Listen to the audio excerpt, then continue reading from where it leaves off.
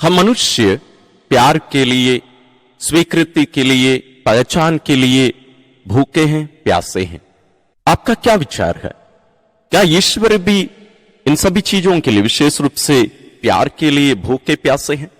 हम आज इस सच्चाई को ईश्वर से ही, विशेष रूप से प्रभु यीशु के जीवन में घटित एक घटना के माध्यम से हम इस सच्चाई को जानेंगे और उसके द्वारा हम ये भी जानेंगे कि कैसे हम उस भूख और प्यास को हम बुझा सकते हैं और उसके द्वारा हमारे जीवन में जो भूख और प्यास है प्रेम के लिए, उसको भी हम बुझा सकते हैं। तो इस महत्वपूर्ण विषय को पूर्ण रूप से जानने के लिए पूरा वीडियो में बने रहिएगा। आइए आप अपना पवित्र बाइबल, अपनी डायरी, अपना पेन पेंसिल सब ले लीजिए और आपका जो निर्धारित स्थान है वहां आप पहुंचिए। आराम से बैठिए, अपने आप को तैयार करिए, अपने दिमाग में इस सच्चाई को लाइए कि आप ईश्वर से मिलने वाले हैं। ईश्वर आपके जीवन में प्रवेश करके आप लोग दोनों के बीच में आदान प्रदान होने वाला है। इस सच्चाई को अपने दिमाग में बैठाइए और अपनी आंखों को बंद कर लीजिए और अपने आप को ईश्वर की उपस्थिति में रखिए। ये बहुत ही महत्वपूर्ण एक कार्य है। इसको करने के बाद में ही आप आगे बढ़िएगा। आइए हम शुरू करें। पिता और पुत्र और पवित्र आत्मा के नाम पर आमीन। हे परम पावन दयालु पिता, हम तेरी स्तुति और आराधना करते हैं, तेरी महिमा गाते हैं, तेरा जय जयकार करते हैं प्यारे पिताजी, इस सुंदर जीवन के लिए, इस सुंदर अवसर के लिए और तेरे प्रेम के लिए कि तू हम मेरे मनुष्यों को अपने प्रतिरूप में अपने समान बनाकर अपने आप को हमें भी तू देता है। अपने आप को तू इतना खाली कर दिया है कि तू अभी खाली है। तू हमारे प्रेम के लिए तू लालायित है, तू भूखा है, प्यासा है। हे प्यारे पिता, हम तुझे धन्यवाद देते हैं इस महान कार्य के लिए। आज हम तेरे उस प्रेम को अनुभव करने के लिए तेरे समीप, तेरे समक्ष आए हैं। हम सबों को विशेष अनुग्रह और आशीष प्रदान कर, ताकि हम आज की इन सच्चाइयों को, इन रहस्यों को पूर्ण रूप से समझ सके और अपने जीवन को आज की इस अनुभव के अनुसार जी सके। तो अपने आप पवित्र आत्मा हमें प्रदान कर। ये पवित्र आत्मा तो हमारे शरीर में निवास करता है। हमारा शरीर तेरा मंदिर है, तूने कहा है। हमें आलोकित कर, ज्योतिर्मय बना। हमारे दिमाग की आंखों को खोल दे, हमारे विश्वास की आंखों को खोल दे, हमारे कानों को तेज कर, ताकि हम तेरी आवाज सुन सकें, समझ सकें। हे प्रभु यीशु क्रिस्त, हम तुझे धन्यवाद देते हैं हमारे बीच में आकर ईश्वरीय प्रेम को प्रकट करने और तेरे एक ईश्वर जो हमारे लिए भूखे और प्यासे हैं, हमारे प्रेम के लिए लालायित हैं, इस सच्चाई को हम पर प्रकट करने के लिए तू आया और आज भी हमारे बीच में उपस्थित है।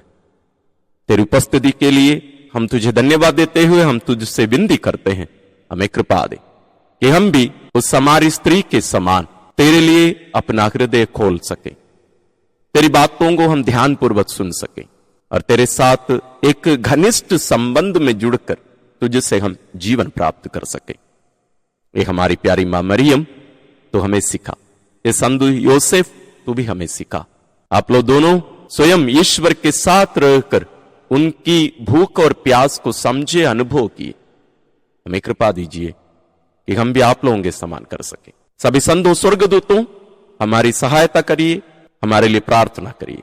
हम ये प्रार्थना करते हैं अपने प्रभु क्रिस्त के द्वारा, आमीन। आज की साधना के लिए जो पाठ हम चुने हैं वो है संत यूहन्ना रचित सुसमाचार अध्याय 4 पद संख्या 5 से 26 तक। The Gospel according to Saint John chapter 4 verses from 5 to 26। ईसा समारिया के सुखार नामक नगर पहुंचे। यह उस भूमि के निकट है जिसे याकूब ने अपने पुत्र यूसुफ को दिया था। वहां याकूब का झरना है। ईसा यात्रा से थक गए थे, इसलिए वह झरने के पास बैठ गए। उस समय दोपहर हो चला था। एक समारी स्त्री पानी भरने आई। ईसा ने उससे कहा, मुझे पानी पिला दो, क्योंकि उनके शिष्य नगर में भोजन खरीदने गए थे।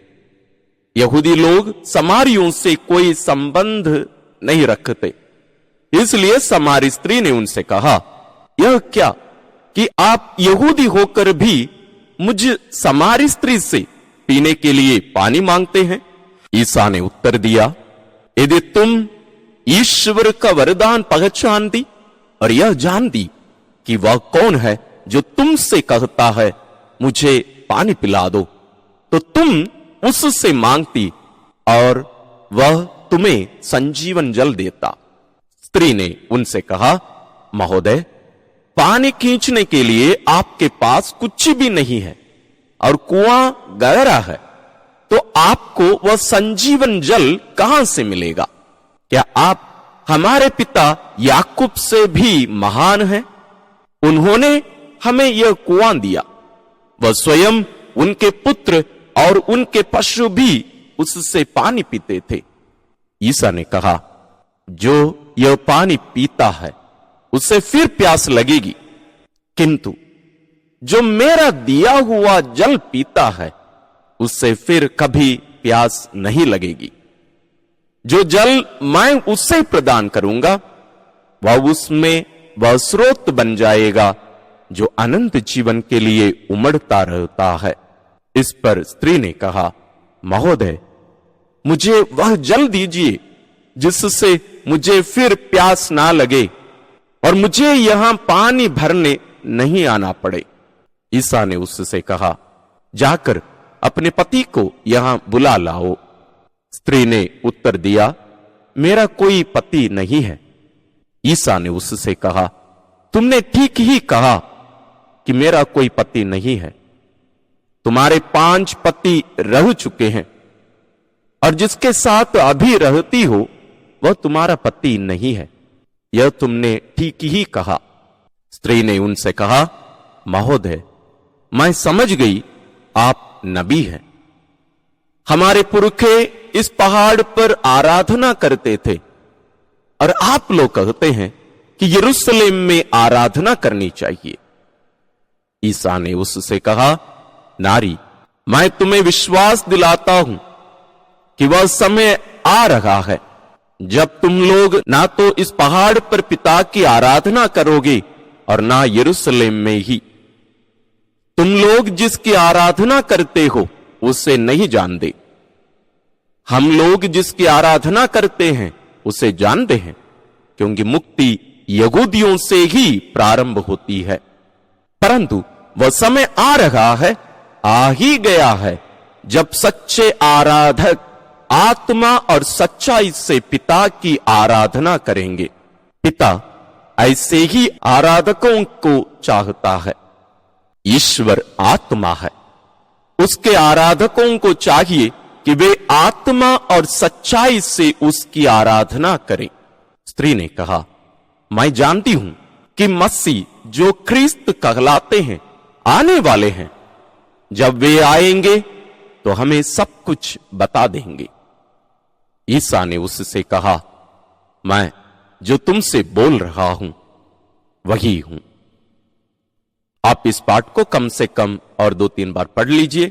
इस पाठ से जुड़ी हर बात को ध्यान में आने तक, याद होने तक आप पढ़िए, क्योंकि इसमें कुछ शब्द ऐसे प्रयोग किए गए हैं, कुछ बातें ऐसे बताई गई हैं जो बहुत ही महत्वपूर्ण है, इसलिए ध्यान से पढ़िए।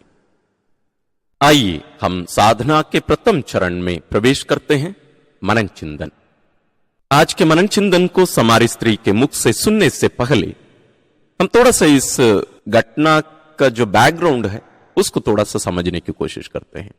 जैसे पाठ से ही हमने सुना कि समारी और यहूदी आपस में कोई संबंध नहीं रख सकते, उन लोग एक दूसरे से मिलकर बात भी नहीं कर सकते थे। समारियों की कोई समस्या नहीं है, लेकिन इस्राएली यहूदी नहीं कर सकते थे, क्योंकि इनसे बातचीत करना पाप माना जाता था। इन लोग अछूत माने जाते थे, अपवित्र माने जाते थे। तो जो कोई इनसे बातचीत करता, इनसे लेन देन करता, उन्हें भी पापी माना जाता था। इस संदर्भ में आप रखकर आज के मनन चिंतन को आप देखिएगा। तो आइए हम थोड़ा सा आज हटकर सीधा सीधा उस समारी स्त्री से ही उसका जो अनुभव है इस घटना का, उससे ही सुनने की प्रयास करेंगे। मैं इस पुरुष को देखकर एक एहसास की कि अन्य सभी पुरुषों से यह अलग है। जैसे अन्य पुरुष मुझे देखा करते थे, ये वैसे मुझे नहीं देखा। मैं 1 सेकंड के लिए उसकी आंखों को देखी और मैं तुरंत दूर देखी, और मैं पुनः उनकी आंखों को देखना चाहिए, क्योंकि मैं उनकी उस दृष्टि से, उनकी आंखों में मैं ऐसी एक भावना देखी जिसको मैं देखना चाहती थी, देखने के लिए तड़पती थी। वो मुझे पूर्ण रूप से जान गए थे। वो वास्तव में जानते थे कि मैं किस प्रकार की स्त्री हूं। मेरे 5 पति रह चुके थे, मैं अभी 6वां एक पुरुष के साथ रहती थी। वो मेरे बारे में हर बात को जानते थे, लेकिन ये बात उन्हें दुख या उनको डिस्टर्ब नहीं की। लेकिन वास्तव में उनकी भावना या उनकी बातों से मुझे लगा कि वो मुझे देखना चाहते थे, मुझसे बातें करना चाहते थे, और जैसे अन्य पुरुष मेरे शरीर से या मुझसे जो चाहते थे, वैसे ये मुझसे कुछ भी नहीं चाहा, क्योंकि वो मेरे लिए कुछ चाह रहे थे। वो मुझसे कुछ नहीं चाहे, मेरे लिए कुछ चाह रहे थे। और उनके इस कार्य में, उनकी आंखों में, उनकी बातचीत में मुझे दया और करुणा दिखाई दी। इसलिए जब मैं उनसे दूर देखी, क्योंकि वही सही था, मैं उन्हें दोबारा देखने के लिए मर रही थी। मैं उनकी आंखों में उस करुणा, उस दया को देखना चाह रही थी। मैं उससे पीना चाह रही थी, मैं उसके अंदर प्रवेश करके वहां जीना चाह रही थी। लेकिन मुझे लगा, मैं सोची नहीं, शायद मेरी कल्पना है। और उतने में ही वो मुझसे बोलने लगे, वो मुझसे पानी मांगे। हमारे बीच में वार्तालाप का वही कारण था, और वही वार्तालाप मेरी पूरी जिंदगी को बदल कर रख दी। एक यहूदी हमसे बात नहीं करता था, कभी भी नहीं, लेकिन ये तो ना केवल मुझसे बातें किए, बल्कि मुझसे पानी मांगे, मेरे हाथों से पानी पीना चाहे। वो जो भी बातें मुझसे बोल रहे थे, कह रहे थे, मैं कुछ भी नहीं समझ पा रही थी।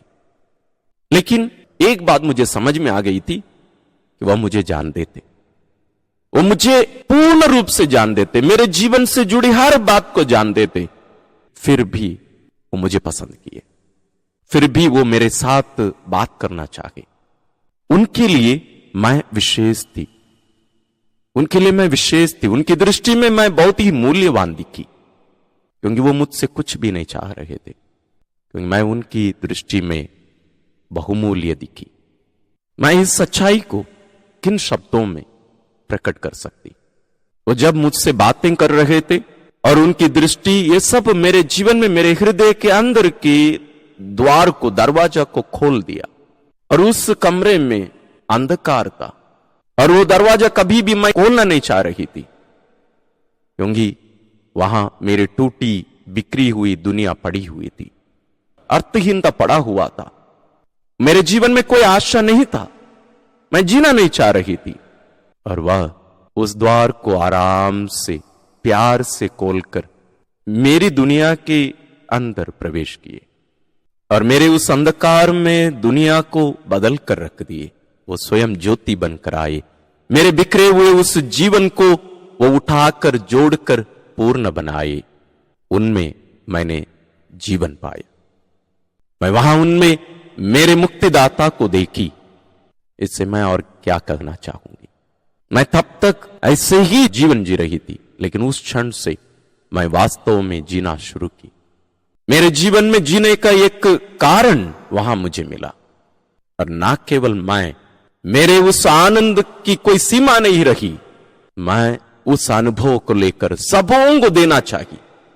मैं दूसरों से छुपकर घर के अंदर बैठा करती थी, इसलिए मैं दोपहर के समय पानी लेने आई थी, ताकि उस समय कोई अन्य महिला ना हो वहां, अन्य कोई भी वहां ना हो, ताकि मुझे किसी से मिलना ना पड़े, क्योंकि लोग भी मुझसे नफरत करते थे, मुझसे मिलना, मुझे देखना पसंद नहीं करते थे, और मैं भी उनसे बचना चाहती थी।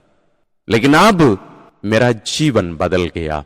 मेरे अंधकार में जीवन में ज्योति प्रवेश की। प्रभु मेरे जीवन में आ गया, मुझे अर्थ मिला, मुझे जीने का आनंद वहां अनुभव हुआ। पहली बार मैं जीना चाहिए, ना केवल मैं जीना चाहिए, बल्कि इस आनंद को, इस ज्योति को, इस जीवन को मैं मेरे शहर के हर एक व्यक्ति को देना चाहिए। इसलिए मैं वहां से दौड़ पड़ी, और जब लोग वहां उनसे मिलने आए, जब वे उनसे मिले, बातें किए, वे मेरी बातों के कारण नहीं, बल्कि उनके व्यक्तिगत अनुभव के कारण उन लोग भी मुक्ति प्राप्त किए, उनके जीवन में भी पूर्णता आई और मेरा आनंद और भी परिपूर्ण हो गया।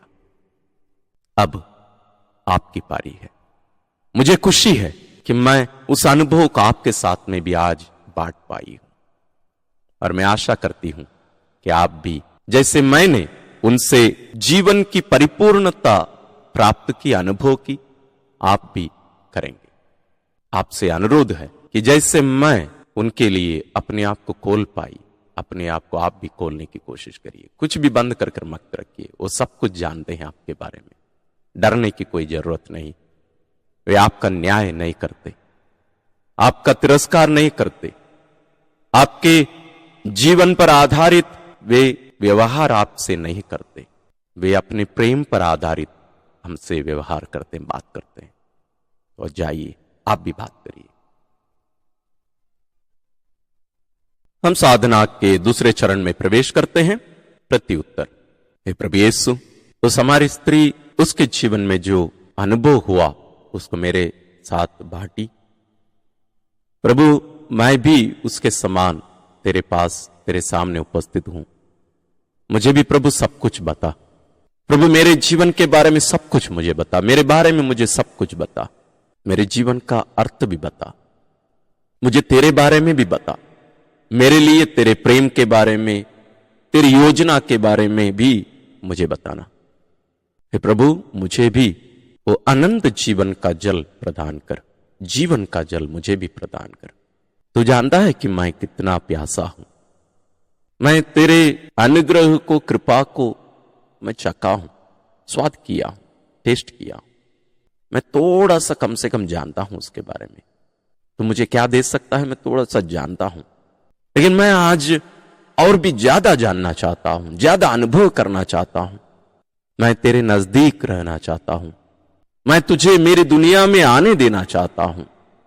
मैं चाहता हूं कि मुझे भी वो परिपूर्णता प्रदान कर, पूर्णता प्रदान कर। और साथ ही साथ मैं भी चाहता हूं उस समारी स्त्री के समान कि मैं भी दूसरों को तेरे पवित्र हृदय के नजदीक ले आऊं, उनको तेरे पास लाऊं। प्रभु, मैं तुझ पर भरोसा करता हूं। मैं भी जो तुझसे दूर चले गए हैं, पाप में डूबे हुए हैं, अंधकार में भटक रहे हैं, अर्थहीन जीवन जी रहे हैं, मैं उन्हें भी तेरे पास लाना चाहता हूं। और मुझे भी भरोसा है, विश्वास है कि तू उन्हें भी बचा सकता है, जैसे इस हमारी स्त्री के जीवन को बदल दिया था, जैसे मेरे जीवन को बदल रहा है। धन्यवाद प्रभु, मेरे जीवन में आने के लिए, मेरे जीवन में ज्योति प्रदान करने के लिए, ज्योति लाने के लिए, और मुझे कभी भी नहीं त्यागने के लिए। मैं कितने बार तुझसे दूर चला गया था, तो हर बार मेरे पीछे पीछे आकर आज मेरे जीवन में आया है। मैं तुझे धन्यवाद देता हूं इस मिशन के लिए भी। मैं भी दूसरों के जीवन में जाकर, दूसरों के पास जाकर, दूसरों को तेरे पास, तेरी ज्योति में, तेरी दुनिया में, तेरे जीवन में मैं दूसरों को ला सकूं। प्रिय भाई और बहनों, इनके साथ साथ मैं विश्वास करता हूं आपके मन में बहुत सारी बातें उठ रही होंगी। उन सबको प्रभु पर प्रकट करिए। हम तीसरे चरण में प्रवेश करते हैं। हे प्रभु, इसका अर्थ क्या है कि आत्मा और सच्चाई में हम प्रभु की उपासना करें, आराधना करें। तो इसी को चाहता है और इसी को संभव बनाने के लिए तू यहां आया। और इसका अर्थ, तेरी आराधना करने का अर्थ तेरी महानता को, तेरी शक्तिमत्ता को, तेरी भलाई को, अच्छाई को, तेरी पवित्रता को मैं स्वीकार करूं। और तू ये केवल नहीं चाहता है कि मैं बाहरी रूप में लोगों के सामने प्रार्थना में तेरी आराधना स्तुति केवल करता रहूं, बल्कि तू चाहता है कि मैं अपने हृदय में, मेरे मानसिकता में, मेरे मनोभाव में, मेरे कार्यों में, मेरे हर चुनाव में मैं इसको प्रकट करूं। मेरे जीवन के हर मोड़ पर मैं इस वास्तविकता को, तेरे प्रति मेरी भावनाओं को, आराधना को मैं प्रकट करता रहूं, मैं आराधना करता रहूं। तू चाहता है कि मैं तेरी इच्छा के अनुसार तुझ पर भरोसा रखकर तेरी योजना ही, तेरी इच्छा ही ढूंढते हुए मैं अपना जीवन जीऊं। हे प्रभु, मुझे सिखा, ऐसे ही करना मुझे सिखा, क्योंकि तू यही चाहता है मेरे लिए। प्रिय भाई और बहनों, इन भावनाओं में हम थोड़ा सा समय ज्यादा बिताएं और कुछ निर्णय भी लेना शुरू करें। आपके मन में जो भावनाएं उठ रही हैं, जो विचार आ रहे हैं, कुछ निर्णय भी जरूर पवित्र आत्मा आपके मन में प्रेरित कर रहे हैं। मुझे क्या करना चाहिए, जरूर आपके मन में इतने में ही बहुत सारे निर्णय, बहुत सारी बातें उठे हैं। उनको भी लिखने और पालन करने के लिए हम तैयार हो जाए। हम चौथे चरण में प्रवेश करते हैं, निर्णय और संकल्प लेने का समय। जैसे मैंने कहा, इस घटना के द्वारा, इस उपासना के द्वारा ईश्वर हमारे मन में बहुत सारी बातों को प्रकट किए हैं, उत्पन्न किए हैं। मैं विश्वास करता हूं इसके द्वारा आपके मन में बहुत सारी बातें, कुछ निर्णय भी जरूर आपके मन में आए होंगे। उनको अपनी डायरी में लिखने की कृपा करिए। बाद में करने के लिए आप उसको रोक के मत रखिए, ये कभी होगा नहीं। कल कभी आता नहीं है, जैसे हम बोलते हैं, भविष्य कभी होता नहीं है, इसलिए तुरंत उसको लिखिए। हो सकता है जैसे कुछ बातें, जैसे मैं भी बताना चाहूंगा, जैसे ईश्वर के साथ ज्यादा से ज्यादा समय बिताना, अपने आप को उनके सामने खोल कर रखना, जैसे वो समार स्त्री की, और कोई भी बात को छुपाने की नहीं, और प्रभु यीशु को हमारे जीवन में आने देना। वो समार स्त्री यही की, उनके अभ्यंतर में प्रभु यीशु को जाने दी। वो असुरक्षित जरूर रही, अनकंफर्टेबल रही, लेकिन प्रभु यीशु की आंखों में उनके प्रेम को देखी। हम भी उनके आंखों में उस प्रेम को देखें, उन पर भरोसा करें और प्रभु को हमारे जीवन में आने दें। ये सब होने के बाद हम भी उसके समान दूसरों के पास इस आनंद को ले जाएं, दूसरों को प्रभु के पास ले आएं। उनकी प्यास भी प्रभु बुझाना चाहते हैं, और वास्तव में प्रभु यीशु भी, ईश्वर भी प्यासे हैं। तो आइए आप थोड़ा सा समय लीजिए, आप कुछ संकल्प, कुछ निर्णय ईश्वर से प्रेरित होकर लीजिए। आइए इन सभी निर्णयों को, संकल्पों को हम पिता के चरणों में ले जाएं और प्रार्थना करें। हे परम पावन दयालु पिता, हम तेरी स्तुति और आराधना करते हैं, तेरी महिमा गाते हैं, तेरा जय जयकार करते हैं। प्यारे पिताजी, आज के सुंदर अवसर के लिए, हमारे प्रति अपने प्रेम को हम पर प्रकट करने के लिए, इस छोटी सी घटना के द्वारा हम कैसे तेरे साथ ये घनिष्ठ संबंध रख सकते हैं, इसके बारे में तूने हमें बताया। हम तुझे धन्यवाद देते हैं। हमें कृपा दे प्यारे पिता कि हम भी इस हमारी स्त्री के समान तेरे पास, तेरे इंतजार को स्वीकार करके, तेरे निमंत्रण को स्वीकार करके हम तुझे अपने जीवन में आने दें। हम भी अपने हृदय को तेरे लिए खोल दें। पवित्र आत्मा के लिए, प्रभु यीशु के लिए हमारे हृदय को खोलने की कृपा कर। हे पवित्र आत्मा, तू हमारे जीवन में है, लेकिन हम तुझे वहां हमारे जीवन का मालिक, मुखिया, ईश्वर हम आपको नहीं बना पाए हैं। हमें कृपा दीजिए कि हम आपका उचित स्थान, आदर, सम्मान हमारे जीवन में दे सके। हे प्रभु यीशु, हम तुझे धन्यवाद देते हैं आज के सुंदर अवसर के लिए। हमें भी कृपा दे, हमारे जीवन में आने की कृपा कर। जैसे तू उस समारी स्त्री को खोज कर उसके पास गया, उसी प्रकार हमें भी, मुझे भी खोज कर मेरे जीवन में भी आ। विशेष रूप से उन लोगों के जीवन में जा जो अपने जीवन में अर्थ नहीं पाते, जिनका जीवन टूटा है, बिखरा हुआ है। विशेष रूप से हमारे युवक युवतियों के जीवन में जाकर प्रवेश करके उनके जीवन को अर्थपूर्ण बनाने की कृपा कर। हम सभी उस समारी स्त्री के समान तुझ में ही निर्भर रहकर आनंद और शांति, प्रेम पाने की कृपा हम सबों को प्रदान कर। साथ ही साथ हम भी उस समारी स्त्री के समान इस आनंद को दूसरों को ले जाएं और दूसरों को तेरे पास ले आने की कृपा, मिशनरी बनने की कृपा हम सबों को प्रदान कर। एक हमारी प्यारी मां मरियम, सभी संतों, स्वर्गदूतों, आप लोग सब यही कार्य किए अपने जीवन में। हमें भी यही कृपा ईश्वर से दिलाइए, हमारे लिए प्रार्थना करते रहिए, ताकि हम भी आप लोगों के आनंद के सहभागी बन सके। हम यह प्रार्थना करते हैं अपने प्रभु क्रिस्त के द्वारा, आमीन।